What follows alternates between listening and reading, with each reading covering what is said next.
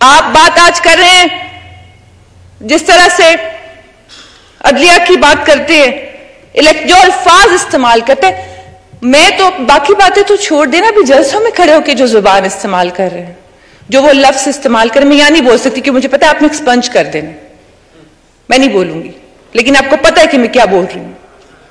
वो जिस तरह बात करे, फिर उकसाते हैं लोगों को, उकसाते हैं और फिर उकसाने के बाद फिर मासूम बन जाते हैं, फिर कहते हैं मैं अल्लाह के अलावा किसी से नहीं डरता, काला कपड़ा पहन के जाऊंगा अदालत में क्योंकि डरता हूं, बुर्का पहन के जाता, मैं अल्लाह के अलावा किसी से नहीं डरता, मैंने जान अल्लाह को देनी है, सबूत भी अल्लाह को ही देने हैं। बुर्का पहन के जाता। लोग हर मोड़ पे रुक रुक के संभलते क्यों हैं? इतना डरते हैं तो फिर घर से निकलते क्यों है? पीछे बाराती आगे बैंड बाजा, आए दूल्हे राजा।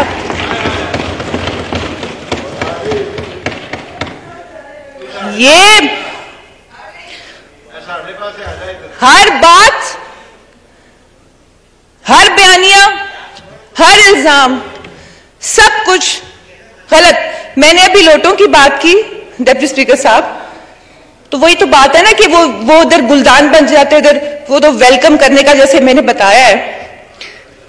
तो हर चीज के बारे में मैं क्या उस शख्स के लिए यही कह सकती हूं कि ये जनाबे शेख का फलसफा है अजीब सारे जहान से, जो वहां पियो तो हलाल है, जो यहां पियो तो हराम है। ये रियासत मदीना के अलंबरदार ने हलाल और हराम की तमीज सिखाई है, जो अखलाकियात का दर्स देते हैं, और वो कहते हैं कि इस्लाम में अखलाकियात बड़ी बुनियादी चीज है। वो खुद सबसे बड़ा बद इखलाक इंसान है जिसको बात करने की तमीज नहीं है। उन्होंने अपने वर्क, मैं तैयार हूं ज़हनी तौर पे कि अब फिर जब ये स्पीच बाहर जानी है तो नीचे जो एक गालियों का सिलसिला शुरू होना है पीटीआई की तरफ से, वो भी एक काबिले दीदी चीजें होनी है, क्योंकि हम तो 11 माह से ये बर्दाश्त कर रहे हैं और फिर इन्हें वो औरत याद आ जाती है। मेरी बेचारी बुशरा बीबी घर में अकेली थी 3 मुलाजमों के साथ, वो बेचारी थी और नंगा करके मारा गया। और मैं जनाबी स्पीकर, ये कहते हैं अखलाकियात, कौन सा अच्छा दर्स इन्होंने अपने वर्करों को दिया है? पुलिस के आगे आके कहते हैं इनसे लड़ो, इनको मारो, और फौज का तो मैं समझती हूं इलाज भी यही है, जो कहते हैं अब आपको फलान जगह से कॉल है तो आपने धमकी आगे से देनी है इनको कि हम आपके साथ ये करेंगे। ये इस तरह की बातें करते हैं। तो ये कहते हैं कि मैं अपने टाइगर्स को ये कह रहा हूं, मैं टाइगर्स से पूछती हूं, अवाम बाशऊर है, अल्लाह ताला ने आपको हिम्मत भी दी है, हौसला भी दिया है, शऊर भी दिया है। ये कभी पूछें तो सही इमरान खान से कि 4.5 साल में आपको कितने यूथ के लोन मिल गए सिवाय उस्मान डार के हल्के के लोगों के? फिर जो बेनजीर इनकम सपोर्ट के साथ भोंडा मजाक किया गया, कितने लोगों को वो कर्जे और कितनी खवातीन को मिल गए? बाकी लंबे चौड़े प्रोजेक्ट्स में मैं तो जा ही नहीं रही। और तौबा तौबा तौबा, मैं रियल स्टेट्स का नाम नहीं लूंगी, बिल्कुल भी नहीं लूंगी।